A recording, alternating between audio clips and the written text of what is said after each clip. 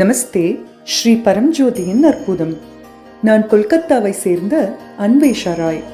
குரல்வளை புற்றுநோயால் பாதிக்கப்பட்ட எனது தந்தையின் குரல் பெட்டி முழுவதும் அகற்றப்பட்டதால் சுமார் 1 வருடம் மற்றும் 4 மாதங்களுக்கு முன்பு அவரது குரலை இழந்தார். சில மாதங்களுக்கு முன்பு அவர் வெளிப்புற சாதனத்தின் உதவியுடன் பேச முயன்றார், ஆனால் தோல்வியடைந்தார். இந்த ஆண்டு சகஸ்ரநாம ஹோமத்தில் ஆன்லைனில் பங்கேற்று அவர் நலம் பெற பிரார்த்தனை செய்தேன். ஸ்ரீ பரம்ஜோதி பகவதி பகவானின் தெய்வீக அருளால் நேற்று என் அப்பா வழக்கமாக செக்கப்பிற்கு சென்றபோது ஓர் அதிசயம் நடந்தது.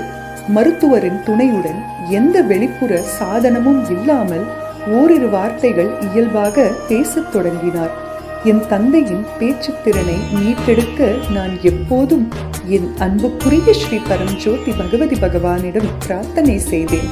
அது அவர்களின் முடிவில்லாத அன்பு, ஆசிர்வாதம் மற்றும் இரக்கத்தால் நிறைவேறியது.